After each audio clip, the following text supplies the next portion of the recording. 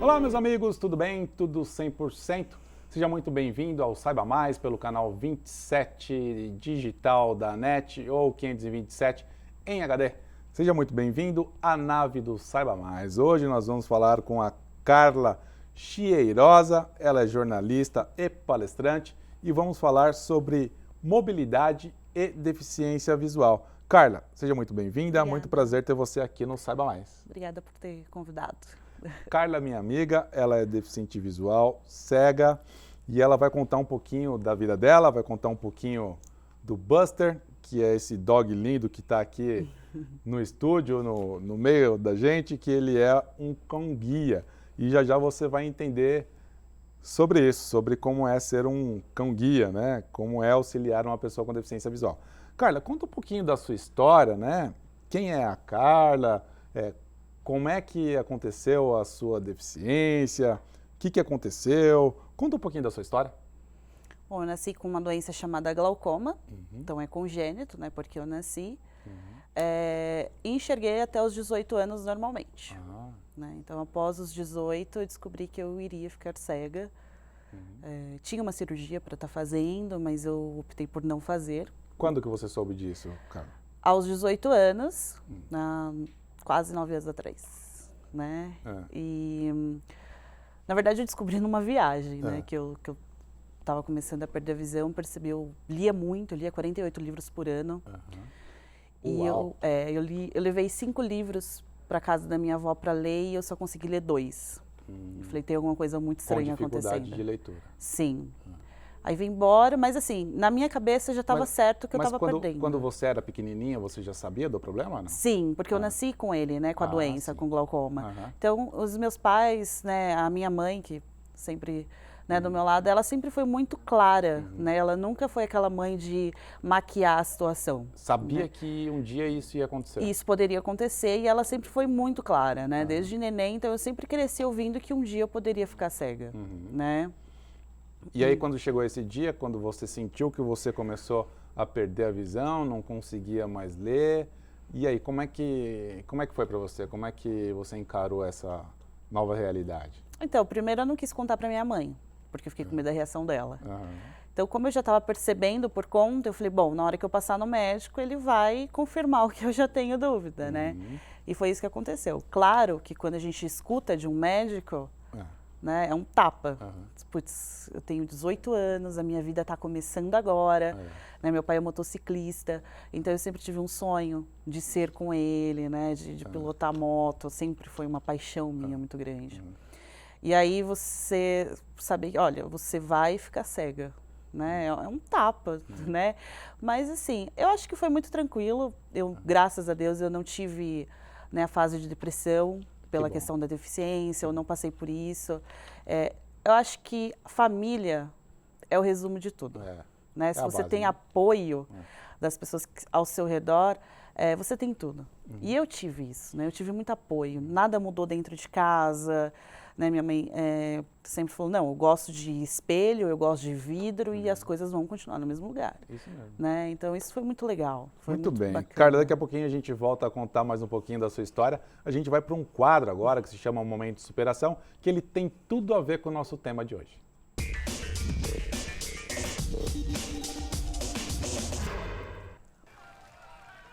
Vou pegar aqui.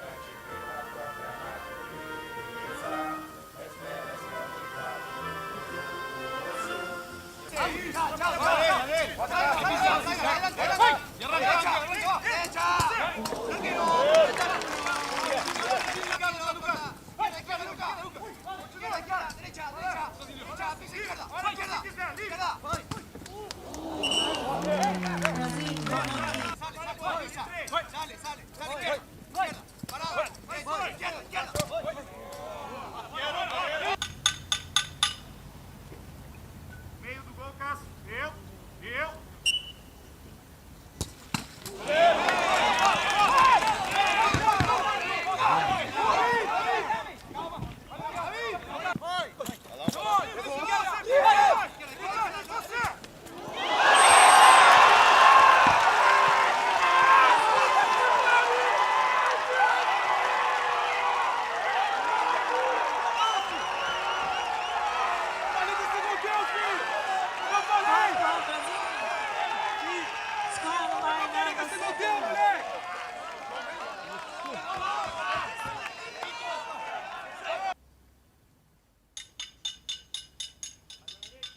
Todo mundo na frente aqui da câmera.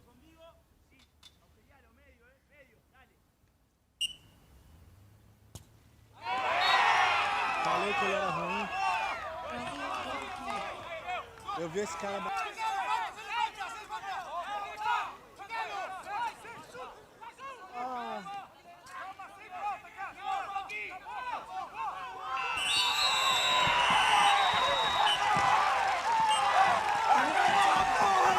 Acabou! A gente é campeão, porra! A gente é campeão do mundo! A gente é campeão do mundo! A gente é campeão do mundo! A gente é campeão! É Brasil!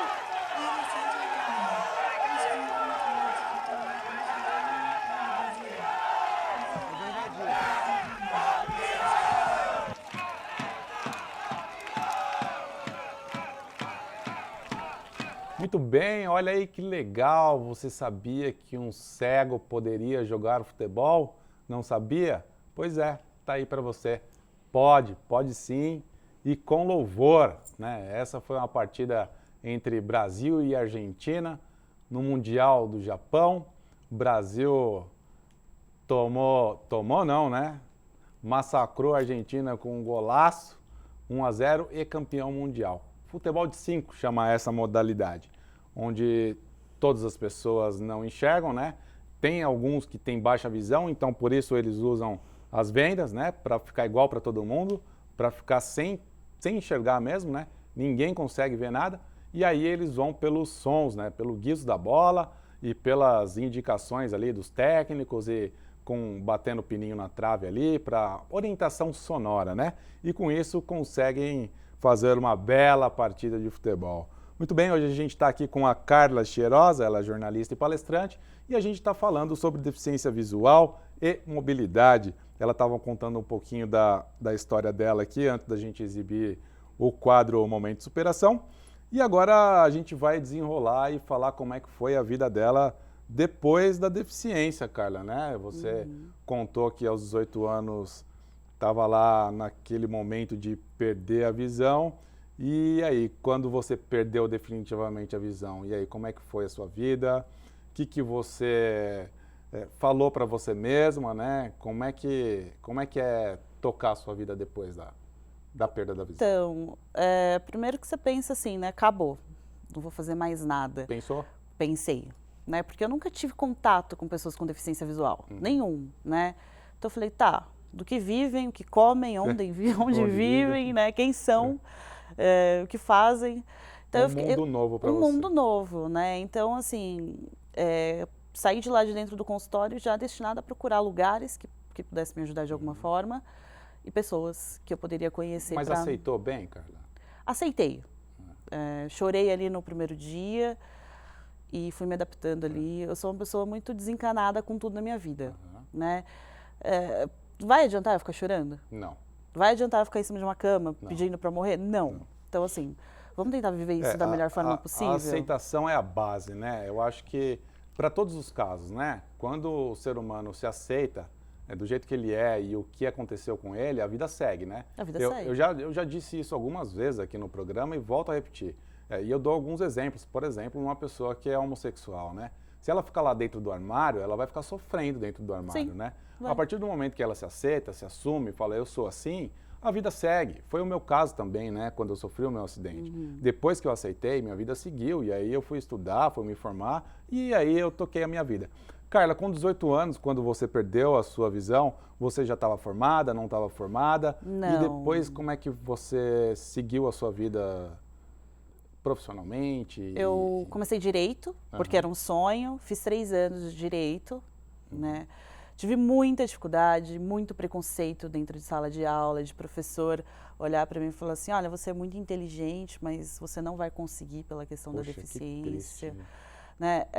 Depois eu desisti do direito, porque eu fui para os Estados Unidos buscar o Buster, né? Então não teve como, eu tive que parar a faculdade. Depois eu fui embora para Santa Catarina, fiz jornalismo lá, né? E aí eu falo que lá eu conheci o preconceito, né? Porque quando você está debaixo das asas dos pais, no caso da minha mãe, você chega em casa e você fala assim, o mundo hoje, né, me ferrou de uma forma terrível, mas tem alguém ali em casa que vai passar a mão na sua cabeça e vai falar assim, vai ficar tudo bem, amanhã é outro dia. E aí foi a minha primeira experiência de morar sozinha no estado onde eu não tinha ninguém, né? E eu falei, meu, agora é a hora de ver se eu sou realmente capaz. E eu brinco que lá onde o filho chora e a mãe literalmente não vê. Né? Porque eu estava a 700 quilômetros de tudo que eu via como segurança, né? Mãe, família, amigos, deixei tudo e fui. E não vê porque não é cega não, né, Carla? É porque está longe mesmo. Porque está muito longe, né? E ali não tinha como eu chegar em casa, e claro, era tudo que eu queria, né? Chegar em casa e ter alguém para me abraçar e falar colinho, assim, né? vai ficar tudo bem, né? Carla, a gente precisa ir para um breve intervalo. Você ouviu da boca dela Buster, né? Buster. Daqui a pouquinho, no segundo bloco, você vai conhecer o Buster. A gente vai para um breve intervalo e volta já, não saia daí.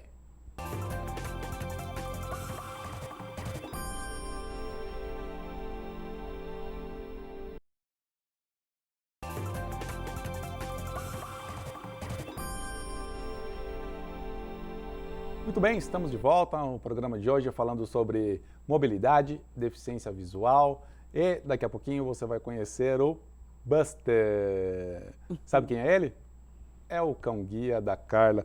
Carla, só para a gente terminar lá, né, o assunto não concluído no primeiro bloco, a sua independência, como é que você se viu no mundo sozinha, com a deficiência visual e tendo que se virar, se sustentar? Como é que foi para você? Acho que foi muito fácil porque eu já tinha a companhia do Buster. Já né? tinha? Em Santa Catarina eu já tinha o Buster. Eu acho que isso facilitou muito, né? O cão, ele abre muitas portas. Apesar de todo o preconceito que eu passei lá, de todos os problemas que eu tive de aceitação das outras pessoas, acompanhada de um cão-guia, tudo se torna muito mais fácil. No início, né, 3 anos que eu fiquei, 3 anos de cegueira, que eu andava de bengala, para mim foi muito complicado. E você disse que se torna mais fácil pela companhia do cachorro, né, pela companhia do animal, ou por questão de mobilidade mesmo, por questão de independência? Ou pelas duas coisas? Acho que é muito complexo, na verdade. Olhando das pessoas, né, videntes, que são as pessoas que enxergam, as pessoas, entre aspas, perfeitas, né, que não têm nenhum tipo de deficiência, quando você chega de bengala, você é olhado como um coitado. Né? Você não, infelizmente, você não é considerado um cidadão.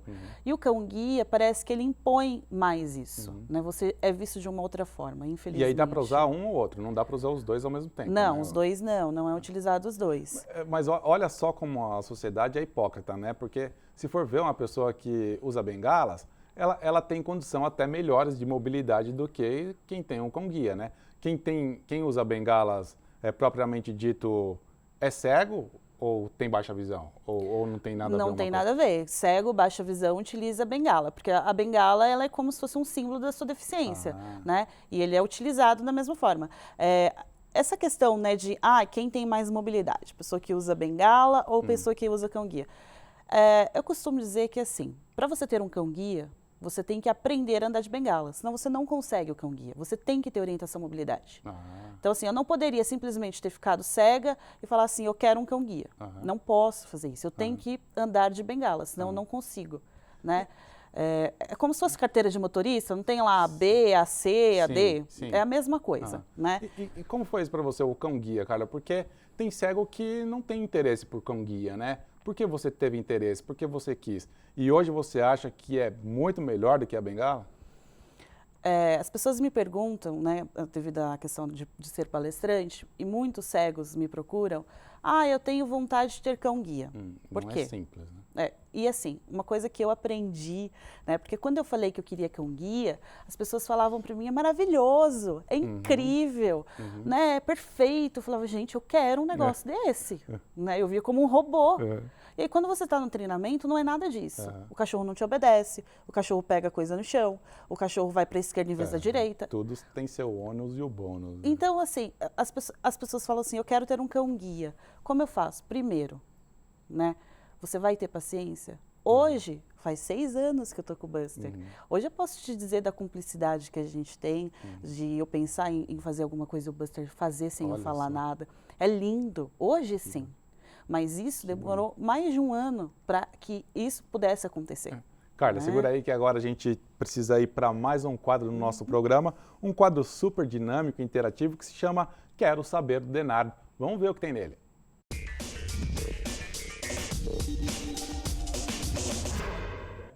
Meu nome é Sueli, eu sou moradora de Santo André. Eu gostaria de saber do Denardo o que ele mais gosta de fazer nos finais de semana ou nas férias. Oi, Sueli, querida, obrigado pela sua pergunta, obrigado por ter enviado o vídeo. O que eu gosto de fazer nos finais de semana, nas horas vagas, né, Sueli? O que eu gosto de fazer nas horas vagas? Eu gosto de estar com os amigos, eu gosto de fazer churrasco, eu gosto de ir até num parque, tomar um sol, gosto de ir pra praia. Eu adoro praia, adoro calor, eu adoro namorar, eu adoro estar com a minha família, adoro ficar com a minha namorada, inclusive, Daniele, um beijo para você, meu amor. São momentos que me fazem feliz, né? Não preciso de muito, não, né? Nem preciso ter nada, eu quero ter bons momentos com os meus amigos e com a minha família. Gosto de tomar minha cerveja, gosto de calor e de praia. São essas coisas que me fazem feliz. Carla, e você? O que te faz feliz? O que me faz feliz? Hoje, prioritariamente, o Buster. O Buster. Né, a companhia dele, para mim, é o que mais me traz prazer. A caminhada com ele me traz prazer, né? A gente brincar dentro de casa me traz prazer, as bagunças que ele faz me traz prazer. Mas eu adoro estar com os meus amigos, viajar, tomar uma cerveja também que eu gosto. Muito né? bom. Sempre bom. Carla, agora falando que um dos seus prazeres é estar com o Buster, né? Eu vejo que vocês têm uma ligação incrível, né? Agora, deixando o afeto de lado, na questão da mobilidade, funcionalmente, quem é o Buster para você? O que ele faz para você? Deixando emocionalmente, é muito difícil, hein? Mas assim, falando tecnicamente de como o Buster funciona, ele me traz muito mais agilidade para andar do que uma bengala, ele desvia de buracos, ele desvia de poça d'água, ele desvia de troncos de árvore, ele desvia de orelhão, ele desvia de pessoas, né? Ele procura uma escada rolante sem eu precisar de ajuda de uma pessoa que enxerga, ele acha uma porta para mim sem precisar de uma pessoa que enxerga. Mas ele não sabe para onde você vai, né? Não, quem ele não sabe é um GPS, né? É uma coisa que eu sempre falo. Cão-guia, isso é uma das piores coisas que todo mundo que quer cão-guia pensa. Eu vou falar pro Buster, olha, vai pro shopping. Ele vai olhar pra minha cara e falar, oi, né? Tipo, não vai, né? Não vai. Então, assim, eu tenho que saber. Por isso que tem que ter orientação à mobilidade. Porque você tem que saber. E isso é treinamento, né? Treinamento. Você faz aulas de orientação à mobilidade, como lidar com a bengala, né? Então, é muito importante você ter aula de orientação à mobilidade antes de ter um cão-guia. É necessário. Segura que a gente volta a falar do Buster daqui a pouquinho, que agora a gente tem mais um quadro do nosso programa, que é o Questão de Opinião.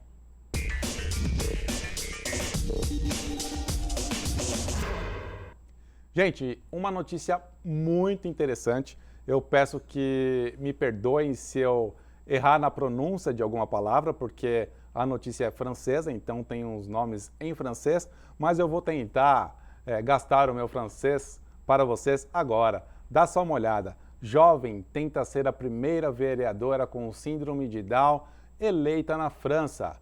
Eleonore Laloux quer usar sua candidatura para destacar a situação dos franceses que têm a mesma alteração genética. Há anos, Eleonore Laloux luta pela autonomia das pessoas com deficiência.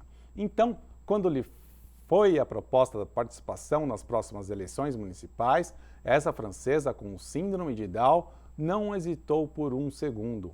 É um projeto que significa muito para mim, explica a mulher de 34 anos no apartamento onde mora sozinha na cidade de Arras, no norte da França.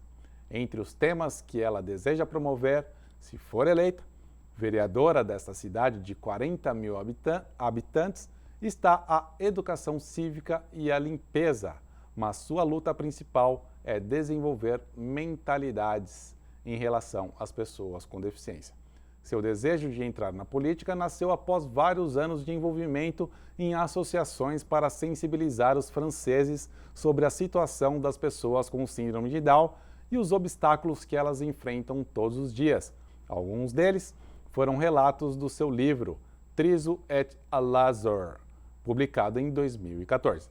Laloux é a porta-voz do grupo de Amigos de Eleonore, que luta contra a estigmatização das pessoas com trissomia 21 e membro da associação Down Up, que atua em favor de pessoas com deficiência intelectual. Ela também teve a oportunidade de conversar com os formuladores de políticas sobre a situação para pessoas com síndrome de Down na França, inclusive em uma visita ao Palácio do Eliseu durante a presidência de François Hollande 2012-2017. Questão de opinião. Muito bem, Eleonore, você está de parabéns. Eu acho que quanto mais pessoas com deficiência engajadas na política, melhor. Acho que você tem que ir atrás do seu sonho mesmo e cabe ao povo te dar esse voto de confiança ou não.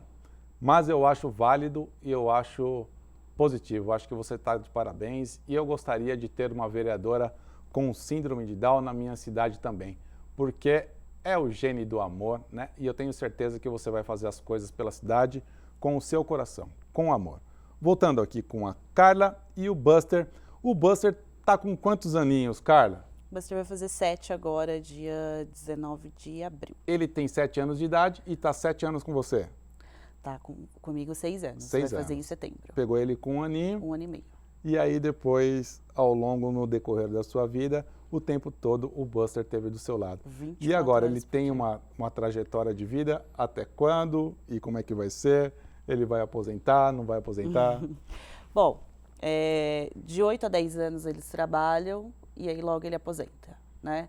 Então o Buster já está aí já com 7, então o ano que vem a gente já começa a ter um acompanhamento mais de perto para saber, né, se ele vai até os 8, se ele vai até os 9, se ele vai até os 10, e aí ele aposenta. Vai fazer uma análise técnica e clínica para saber as condições dele. Exatamente. Depois ele aposenta e vira um pet. Vira um pet. E vai ser o seu pet. Vai ser meu pet. E você já tem intenção depois de ter outro cão-guia? Sim, já estou inscrita na fila já de repor, né?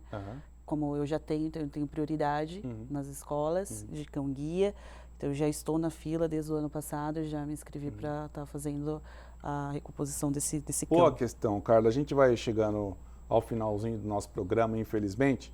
Eu gostaria que você dissesse aí, né, para quem tem a curiosidade, quem tem vontade de ter um cão-guia. Como é que faz, Carla? Ensina para a gente os procedimentos para ter um cão-guia. Então, aqui em São Paulo, na região de São Paulo, a gente tem a Magnus, que fica em Sorocaba, que é uma escola de cães-guia, né? Então, você pode entrar no site da Magnus.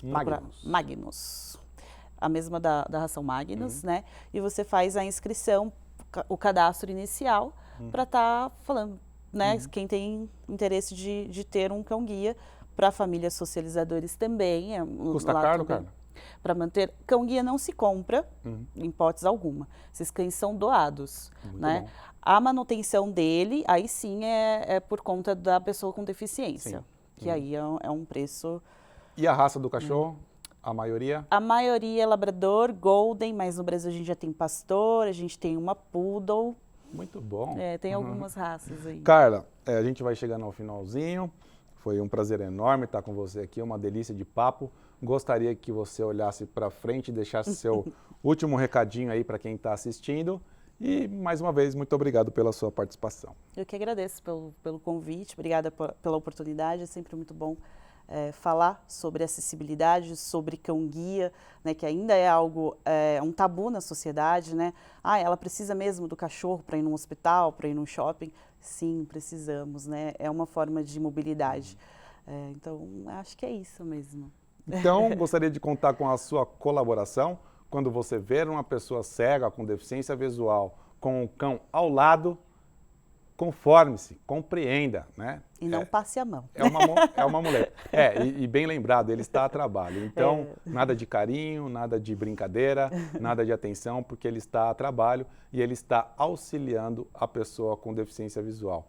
Mais uma vez, meu muito obrigado a Carla, meu muito obrigado a você também que está nos assistindo pela paciência, pela colaboração. E eu gostaria de pedir para você enviar o seu vídeo para o Quero Saber Denardo, ou sei lá, enviar a sua crítica, a sua sugestão aqui para o Saiba Mais, pelo WhatsApp 11 9 3067 9711. A gente vai ficando por aqui, me siga lá nas redes sociais, Denardo Cadeirante. Conto com você, até o próximo programa. Tchau!